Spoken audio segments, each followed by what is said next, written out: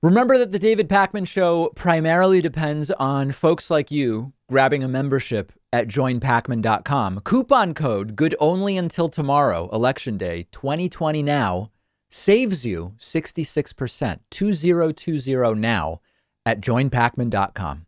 If you were wondering whether Donald Trump would encourage violence after the election, you don't have to wait until after the election, because Donald Trump is already encouraging and praising violence done by his supporters over the weekend.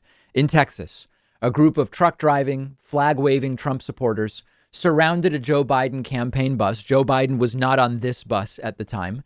And there was even a sideswipe incident where one of these Trump trucks sideswiped a vehicle that was following the bus driven by Biden campaign staff. This is a hit and run. I mean, this is violence. This is an attack.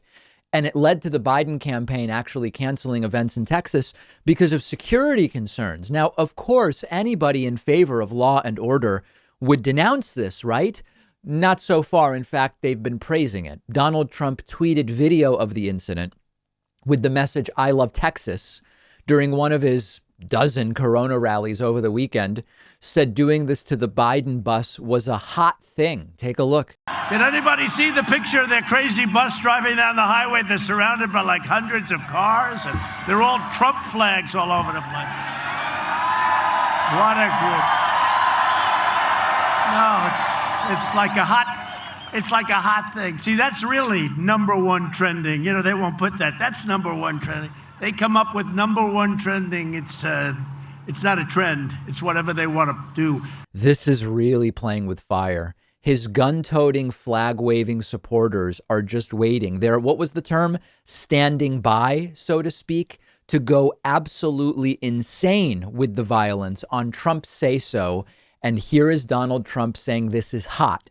Then Trump at one of his rallies, this was last night in Opelika, Florida, or Apaloka. I'm not sure how it's pronounced, glorifying it and bringing up Antifa. They had the thing with these really, I'd say, very good people. They were riding along the highway, and you had Sleepy Joe's bus. So they escorted the bus, and the radical left said, "Oh, what a horrible thing that is to escort the bus." They don't tell you about Antifa that go around burning down your cities, Democrat run, only Democrat run.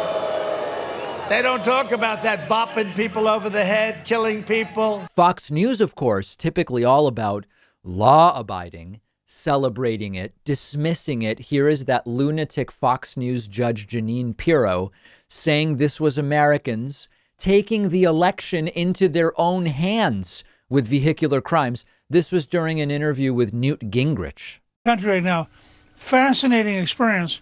There are these spontaneous parades and boat parades and organized get-togethers, not done by the campaign. Just people who are so energized, they got to do something, so they're out there doing it every single day. Well, it is stunning. And what's even more stunning is what was just trending. And that is there's a Biden bus and it's surrounded by pickup trucks on a highway, all with Trump signs. I mean, it is ordinary Americans just taking this election into their own hands and getting out there and being real clear on what they stand for. What is it they stand for? Because it seems to me they stand for violence, vehicular crimes, not counting votes but stealing them, intimidating people at polling places. That's what I see them standing for based on their actions. This is a call to violence, and I consider that attack on the highway violence. Messing around on highways is no joke. It puts lives at risk. This is violence, and we have to remember what we are voting against here, what we have to stop here. It's an emergency. But both sides do this, right? I mean, back in 2012, Obama supporters were driving around in convoys with guns and Obama flags, violently attacking people, sideswiping vehicles, showing up armed. Hold on a second. Wait, what? That didn't happen. No, that didn't happen. And if it did happen, we would know because it would be 24/7 on Fox News and Rush Limbaugh and all over the place. And here, instead of denouncing it, the Fox hosts and Trump himself are praising it. And I hate to do this, but we have to go back to it. And whatever, after the results, after we have the results, Wednesday, Thursday, Friday, I'm going to come back to this. 40% of voters at least think that this authoritarian wannabe dictator is doing a good enough job to get himself reelected. This is political terrorism. And 40% of the country is either praising it or saying it's not bad enough that they're going to retract their vote for Donald Trump.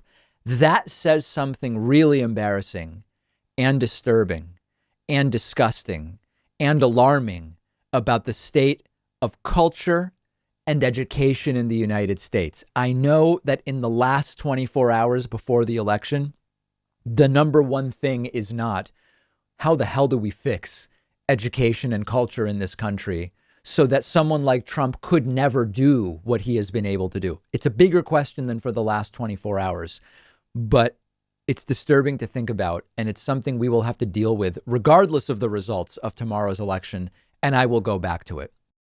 If you love feeding your intellectual curiosity, but you're always struggling to find the time, check out one of my all-time favorite apps called Blinkist. Blinkist lets you consume an entire book on your way home from work. They take thousands of popular nonfiction books, condense each one into text or audio that you can get through in just 15 minutes, and you get all of the important core ideas and information from that book.